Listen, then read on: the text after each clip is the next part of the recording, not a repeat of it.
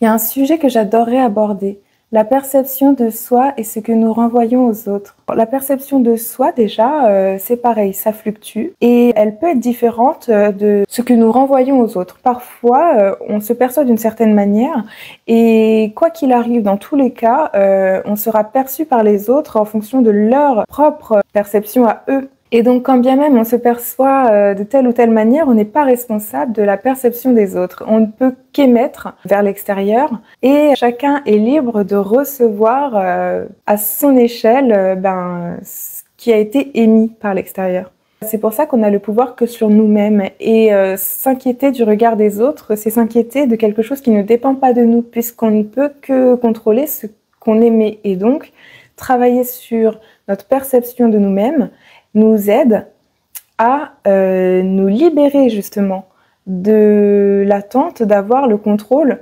sur la perception qu'aura l'extérieur de nous-mêmes. Une fois qu'on est en paix à l'intérieur de nous et ce qu'on renvoie, on sait que quoi qu'il arrive à l'extérieur, on ne sera pas impacté et ça ne bougera pas notre estime de nous, qu'à l'extérieur, elle ne soit ni reconnue ni perçue comme on a voulu le transmettre. L'image, c'est la projection de notre ego. Tout dépend.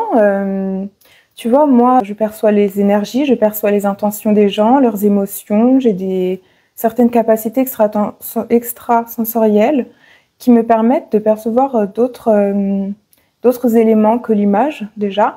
Il y a aussi nos sens. L'image c'en est un, c'est la vue. Mais on peut percevoir les choses à travers tous nos sens. Et à travers aussi notre imaginaire, nos pensées et nos émotions, ce qui nous font ressentir. Parfois, c'est ni sensoriel, ni de la pensée, mais comment on se sent avec l'autre, ça parle parfois plus que ce qu'il a beau nous dire. Vous voyez ce que je veux dire? Se fier à l'ensemble de tous nos sens et de tous les outils dont on dispose pour nous faire une image de la personne, une idée, une perception.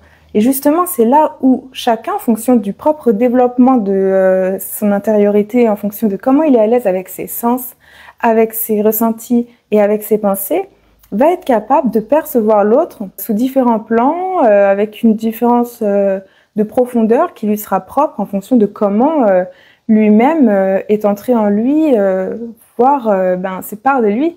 Je ne sais pas comment vous le transmettre autrement, mais l'odorat, toi, mais ça joue, hein. On dégage tous des hormones, des phéromones ou je sais pas quoi là, qui font que parfois certaines odeurs de certaines personnes nous sont incompatibles. Déjà les parfums, c'est propre à chacun, ce qu'on apprécie ou pas. Et vraiment, on a une odeur physique. Et je sais pas si vous avez aussi remarqué ça, mais les intérieurs des gens ont aussi l'odeur des gens. Moi, il y a une odeur quand ça sent le vieux, tu vois, la pisse de chat et tout ça, un ensemble de trucs un peu... Ah, j'ai du mal, hein. Je sais pas pourquoi je dis ça. Hyper glam, mais voilà, vous voyez ce que je veux dire.